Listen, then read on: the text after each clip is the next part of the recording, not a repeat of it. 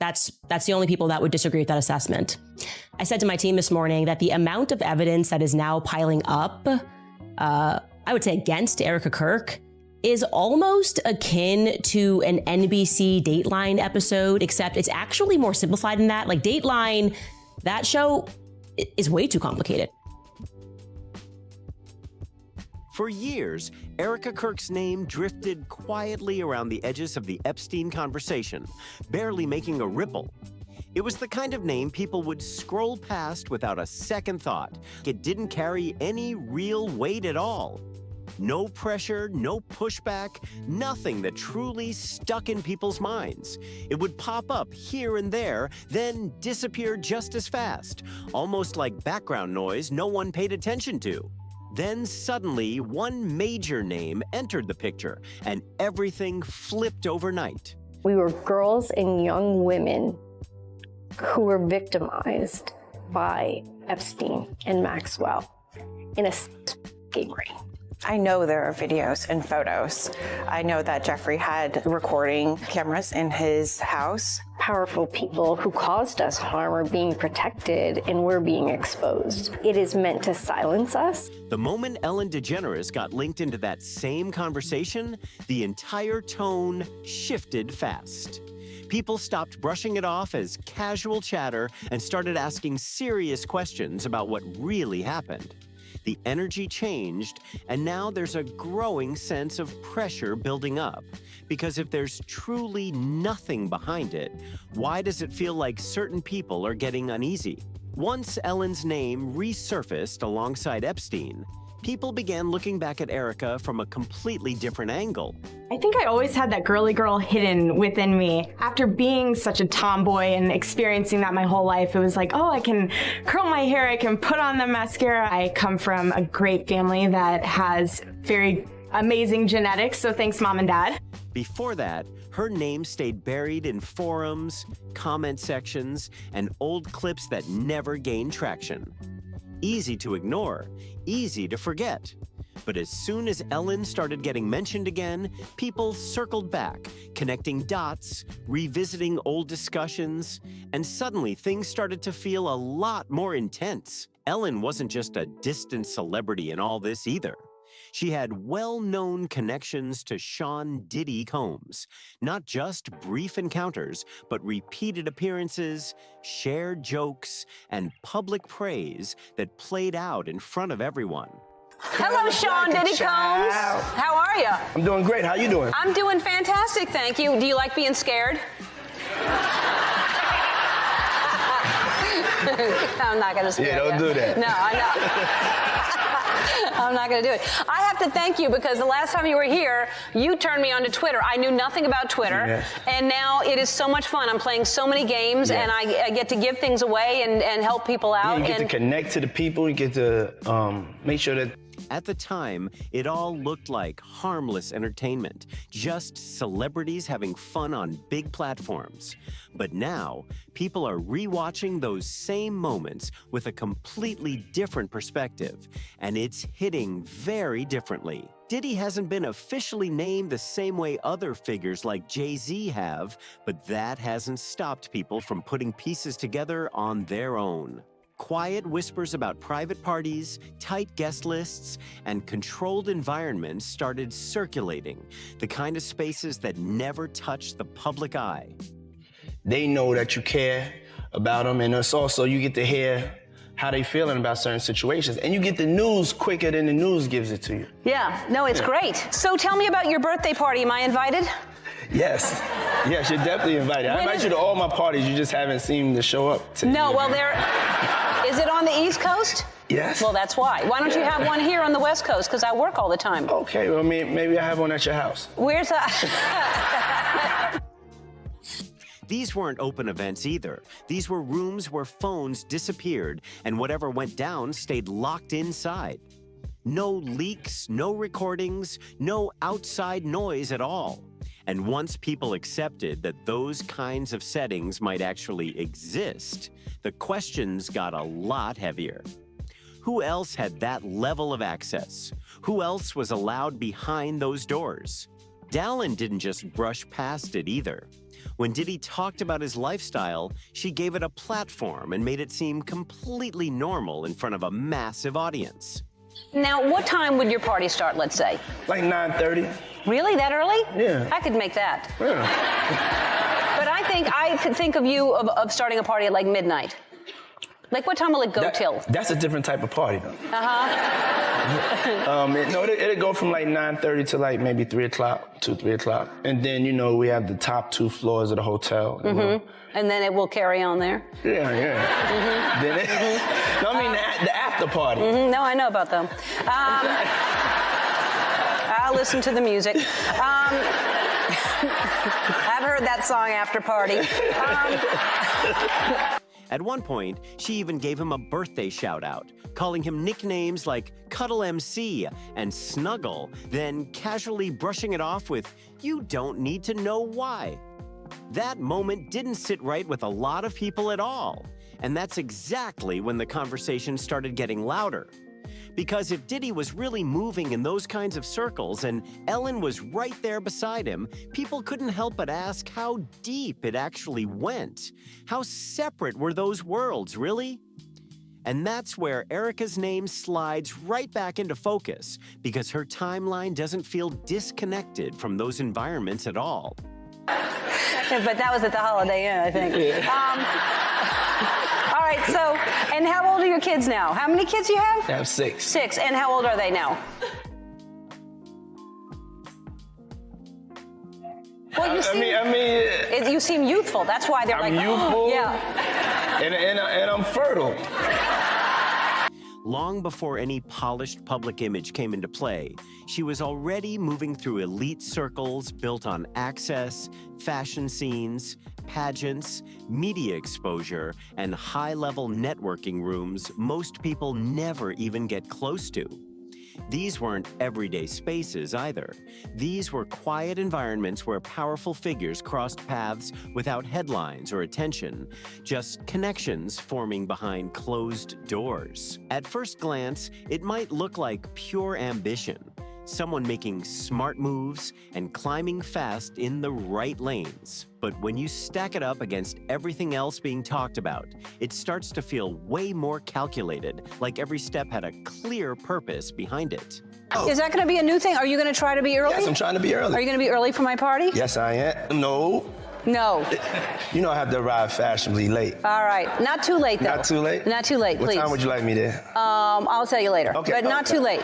Because, once you get there, the party really starts. Yeah. You know what I'm saying? I got you. I promise you I'm not going to let you down on this big one. All right, For good. real. Good. Your shoes, your feet are going to have blisters. You're going to be dancing so hard. I can't wait. Not random, not luck, but something more intentional that people are now looking at twice. Then old clips started resurfacing, showing her confidently pitching herself to designer Diane von Furstenberg, putting herself right in front of major influence without hesitation. And that's when things got even more interesting, because that same figure has been publicly linked to Ian, which only adds another layer people are now trying to figure out.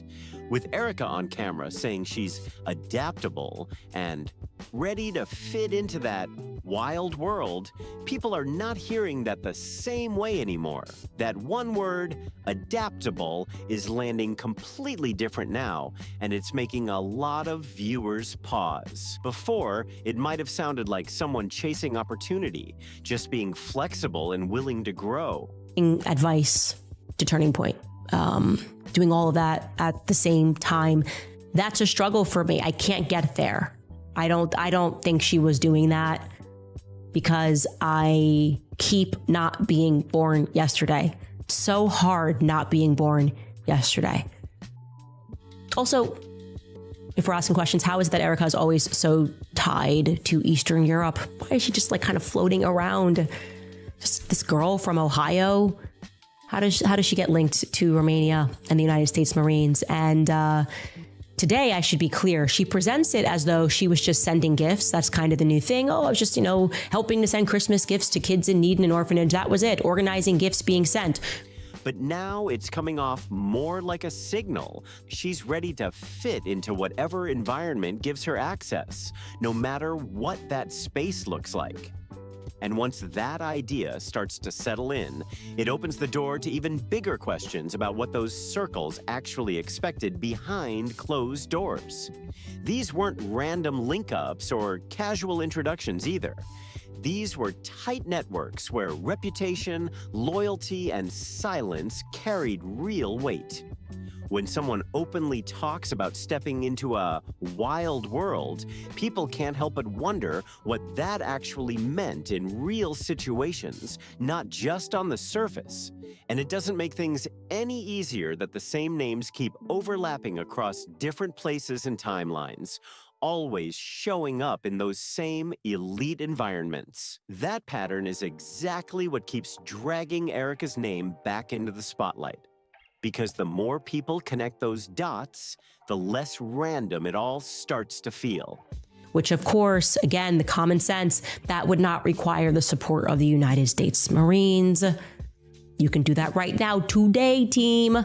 Phone up someone in Romania and ask them for an address, and you can send gifts, right? It's expensive to ship. You could probably ground ship that.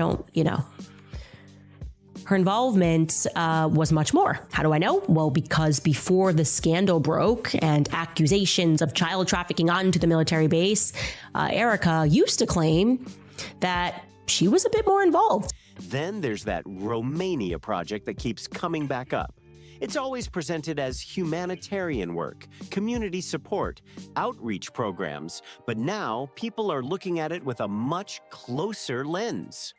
On the surface, it had all the right optics. It looked clean, positive, and easy for people to support without asking too many questions. But once people started digging into the actual details, things did not line up so neatly anymore. Records seemed incomplete, documentation looked harder to track, and certain partnerships were never explained in a clear way. That is what made people stop, look again, and start asking tougher questions, especially because around that same time, the wider conversation around Epstein's operation was shifting in a major way. People started saying it was never just one man at the center of it all. The talk turned toward a much bigger system, one that supposedly involved a network operating quietly in the background. The timing in my life is perfect for this opportunity. I'm at a great point, just career-wise, to be able to take on this type of endeavor. And I feel like I have something very unique to offer this whole experience in general. Like I said, I'm very coachable, I'm very trainable. And I'm the type of person that I don't need all the time in the world to get ready. If you say you got to be on a plane in a half hour and you have to pack your stuff and go, I'm on it. I'm kind of like a gypsy. I don't mind living out of a suitcase. I'm used to it, and that's something that I'm okay with. So traveling, I love it. I'm all for it. I'm up for anything. I want to learn. I want to be able to use this opportunity and harness all the things that I can learn from it and be able to just inspire people. Like, how cool of a chance it is to be able to work with Diane and her brand. Not just one figure, but different players, people with access, people making introductions, and people helping move others through closed-off environments without drawing attention. The picture started to look a lot bigger than many first believed, and that is when Erika's name showing up near those same kinds of access points started hitting a lot harder. The questions changed fast.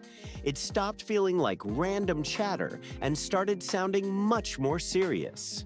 Then came the moment that pushed things even further, when reports claimed that a judge mentioned her name in connection to Epstein-related proceedings. That landed hard because once a name gets mentioned in any kind of legal setting, even in a limited or unclear way, people stop waving it off and start paying much closer attention. That kind of mention does not prove anything by itself, but it absolutely raises the stakes and pulls everything into a much brighter light. They're losing their minds. She sounded so sincere, didn't she? Very sincere. Virtually choke on her words. But the best one for me is Ellen DeGeneres, who is, by the way, a very nasty person. I've had dealings with her in Australia. Oh. Oh, bit of could I tell you some stories about that cow?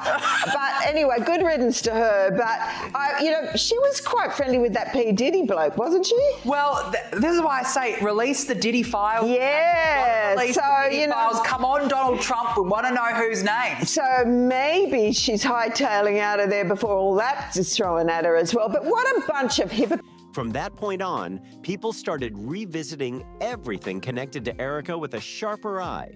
Old appearances, past ties, the rooms she moved through, and the people around her. What once looked like separate moments suddenly started lining up into a timeline that felt a lot harder to ignore.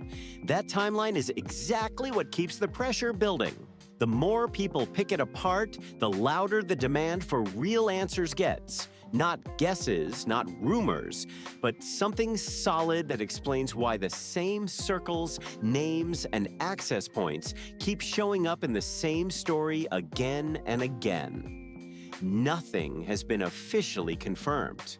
There are no public statements laying everything out, no clear proof placed on the table. But the timing has made a lot of people uneasy, and it all seemed to hit a peak right when Ellen's name started getting pulled back into the conversation again. As discussions about hidden connections and resurfaced footage started gaining real traction, people noticed something else shifting at the same time. Because I have this crazy idea that I will order pizza. And so if I do, I don't want it to go to waste. Who will eat pizza if I... Jennifer? Yes? Harrison? Turning the Oscars into an everyone's invited dinner party with dinner. What do you think? Guess what? Pizza's here.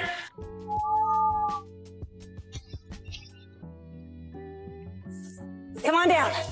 Tomato sauce, we have cheese, we have different kinds. Who's hungry? Brad, Angie, yes? Okay. What kind do you want? Cheese, that's a cheese. Cheese. Yeah. Julia wants cheese. Who's your favorite movie star? They're here. Well, who do you want to talk to? Ellen stepped away, left the U.S., and settled in England. The public explanation sounded simple enough. Politics, personal choice, wanting a fresh start. Clean and straightforward on the surface. But when people lined that move up with everything else being talked about, the timing started to feel very different to them. It happened right as pressure around Epstein-related files was building again, which only made people look closer. And right when conversations about more names possibly surfacing started heating up again. That is when everything began to feel even more intense for those watching closely. Some pointed to her public support of Kamala, while others focused on the political shift after Trump's win. Either way, another layer of speculation got added to the mix. Because in situations like this, if people believe new information might surface, then distance suddenly starts to look a lot more valuable. And this is where the story really tightens up. While Ellen is stepping back and creating space, Erika's name keeps getting pulled closer to the center of attention. Mentions start resurfacing, old clips reappear, and overlapping connections all hit at once, making everything feel louder and much harder to ignore. But what really has people talking is the contrast. One person creates distance, while the other keeps getting drawn deeper into the middle of it all. That kind of shift is hard to overlook, especially when the same names, places, and timelines keep looping back in different ways. Oh, you know Julia Roberts? Have you seen it? Okay, wait a minute, we're gonna run out. Okay, great, okay. Let's go on this side. Okay, anybody? Leo? Yeah. You gotta be hungry, no? I'm not. Come on, somebody over here? Jared? Yeah, Jared. Jared Leto. He just won an Oscar. I gotta hook my... All right. Okay, here you go. Hey, by the way, Harrison, you said you wanted pizza? People are not just reacting to headlines anymore.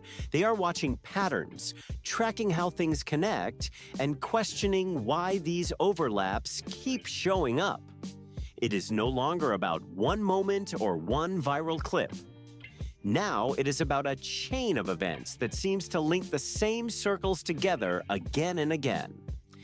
And as those links get examined more closely, the attention around Erika keeps growing. People are looking at her past movements, the environments she had access to, and the individuals she crossed paths with in a completely different light now. Nothing feels separate anymore. Everything seems tied together in a way that keeps the conversation building and getting stronger. Then there is that detail that keeps coming back again and again, the word pizza. At first, it sounds almost ridiculous, like something easy to laugh off, just a joke floating around in celebrity conversations. But when people went back through Epstein-related materials, that same word kept appearing in emails and exchanges, sometimes heavily redacted, with no clear context at all. The frequency did not match the simple explanations people were given, and that is what made others start questioning what it actually meant. It stopped feeling like a coincidence and started looking like something people could not easily explain away. Okay. Karen, yes? Oh, another pregnant. Yeah. Okay, great. Okay. You can tip him, right? Sure, I'll take it. Where's Harvey Weinstein? Harvey. Marty, you said you wanted some. Jonas? All right. Then clips of Ellen casually using that same reference in different settings started making the rounds. And suddenly, people were paying attention in a completely different way. Now, stack that with the Diddy connection, overlapping social circles, the move overseas, and Erika's name getting pulled into more serious discussions, and it starts to feel tightly packed together for those following along. Each piece on its own might seem small, but together, people feel like it creates a much bigger picture that is harder to ignore. Then another layer gets added. People started looking at those closest to Ellen, including Steven Twitch Boss, her longtime DJ and a constant presence on her platform. His passing was officially ruled as self-inflicted, which shocked many and brought a wave of grief. What followed brought even more questions, but no clear answers, only speculation from some who wondered if he might have known or seen something he was not meant to see. That kind of talk quickly adds weight to the situation, because once speculation like that enters the conversation, it spreads fast and pulls even more attention toward everything surrounding it. Adele, name 3 names for your lady parts. Mini Moo, a JJ, and a pizza.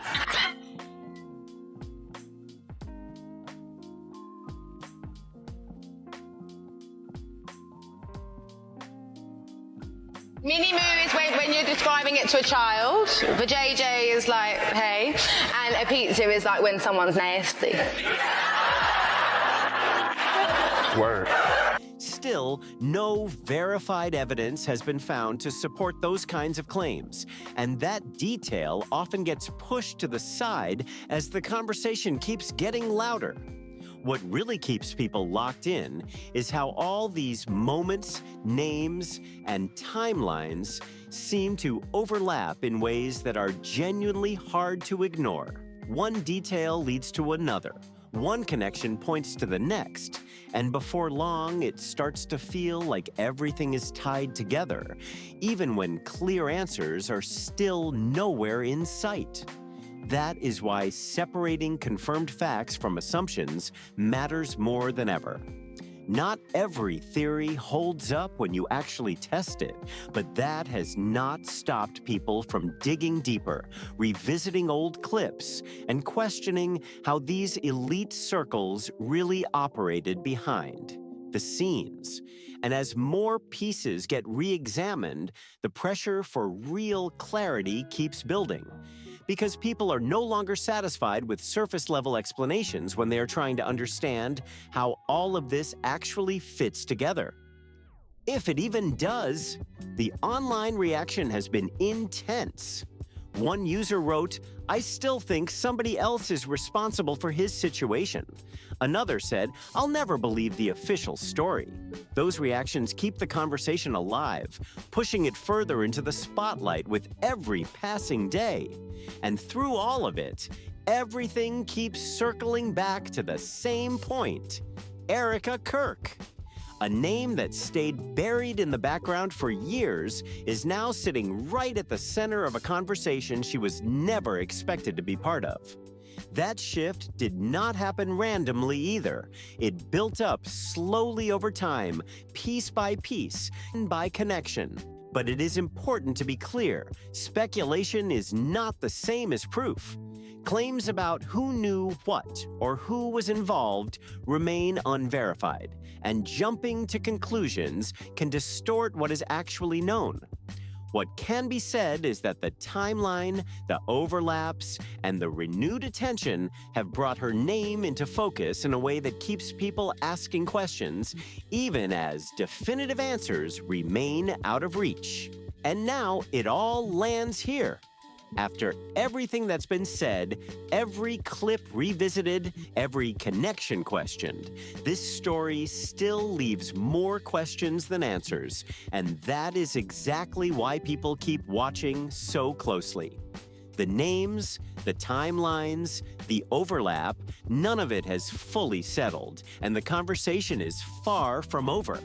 If you made it this far, tap like, subscribe, share this with someone who needs to see it, and drop your thoughts in the comments because this one is not slowing down anytime soon.